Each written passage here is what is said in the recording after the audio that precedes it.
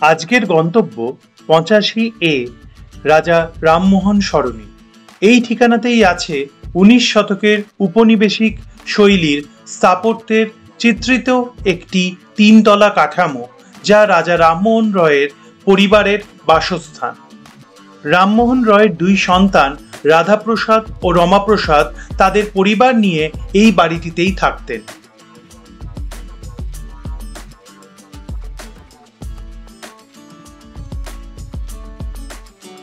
বহুদিন পর বাসে উঠলাম।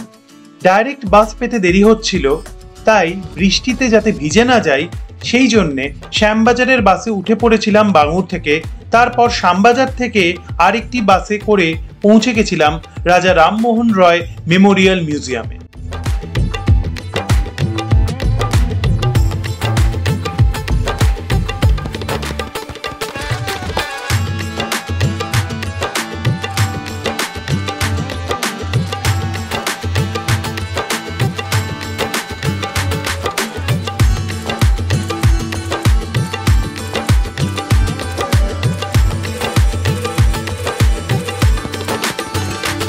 আর কি কি মাধ্যমে আসতে পারেন এখানে, সেই লিস্টটাও মিউজিয়ামের ওয়েবসাইট থেকে নিয়ে আপনাদের জন্য দিয়ে রাখলাম।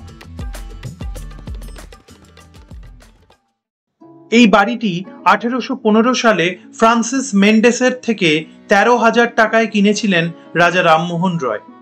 এই বাড়িতেই রামমোহন রয় কিছুদিনের জন্য ব্রাহ্ম সমাজের পূর্বসূরি আত্মীয় সভার সাপ্তাহিক সভা করতেন। এই বাড়িটিকেই এখন জাদুঘর হিসেবে সংরক্ষিত করা হয়েছে।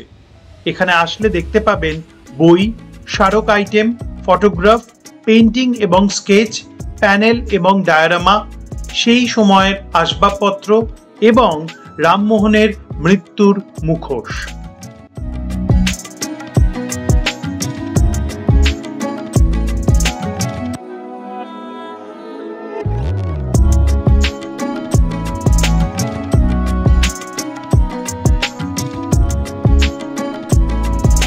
এই বাড়িটিকে সিমলা হাউসও বলা হয়ে থাকে, কারণ এটি সিমলা স্ট্রিট এলাকাতে অবস্থিত। রাজা রামমোহন রয় একজন ভারতীয় সংস্কারক। তিনি 1828 সালে ভারতীয় উপমহাদেশের একটি সামাজিক ধর্মীয় সংস্কার আন্দোলন ব্রাহ্ম সভার অন্যতম প্রতিষ্ঠাতা ছিলেন। মুঘল সম্রাট দ্বিতীয় আকবর তাকে রাজা উপাধি দিয়েছিলেন। রাজনীতি, জনপ্রশাসন, শিক্ষা এবং ধর্মের ক্ষেত্রে তার প্রভাব ছিল স্পষ্ট। জাদুঘরটি রামমোহনের আদর্শ, তার জীবন এবং কাজ এবং সেই সময়ের কিছু উল্লেখযোগ্য ঐতিহাসিক ঘটনাকে বেশ কিছু সচিত্র চিত্রণ এবং ডায়োরামার মাধ্যমে উপস্থাপন করে।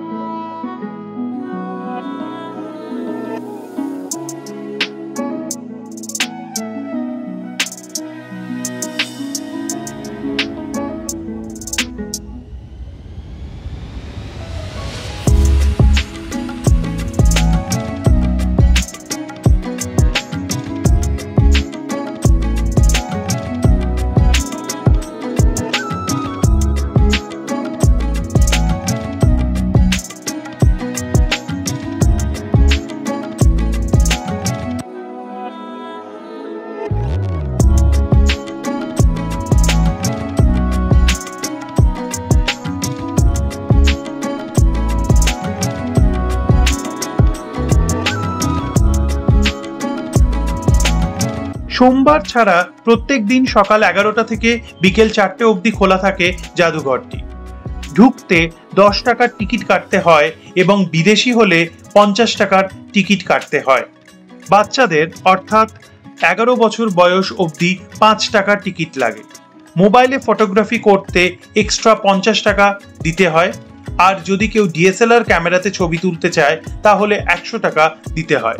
বলে রাখি, টিকিট গ্রাউন্ড ফ্লোরের টিকিট কাউন্টার থেকেই কাটতে হয়। কোনো ইউপিআই সিস্টেম নেই, তাই ক্যাশ আনবেন সাথে।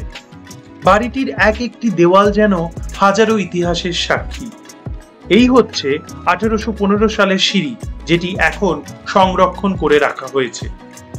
বাড়িটির ভিতরে ঢুকলে কিভাবে সময় কেটে যাবে বুঝতেও পারবেন না।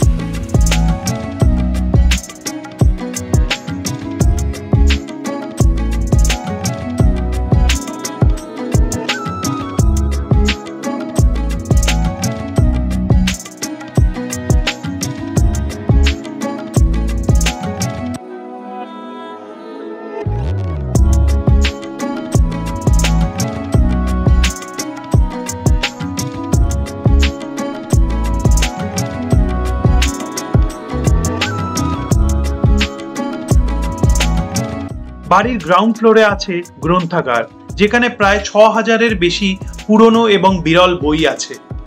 2013 সালে এই গ্রন্থাগার খোলা হয়েছিল। 1960 সালের পর এই বাড়িটি ধীরে ধীরে অননুমোদিত দখলদারদের হাতে চলে যায় এবং অনাকাঙ্ক্ষিত ভাঙচুরের শিকার হয়। রামমোহন কলেজ বাড়িটিকে তার দুর্দশা থেকে উদ্ধার করার উদ্যোগ নিয়েছিল এবং রাজ্য ও কেন্দ্রীয় সরকারের সক্রিয় সহায়তায় 1986 সালে এটি অধিগ্রহণ করে। যারা কলকাতার পুরনো গল্প জানতে চান, যারা কলকাতার পুরনো বাড়িগুলো ঘুরে দেখতে চান, তাদের এখানে একবার আসতেই হবে। প্ল্যান করে চলে আসুন এইখানে এবং মন ভরে ইতিহাসকে ছুঁয়ে যান। আমি স্টোরি টেলার সন্দীপন দাস আজকের ভিডিও এখানেই শেষ করলাম। আরো অনেক নতুন ভিডিও নিয়ে আসছি। ভালো থাকবেন সকলে।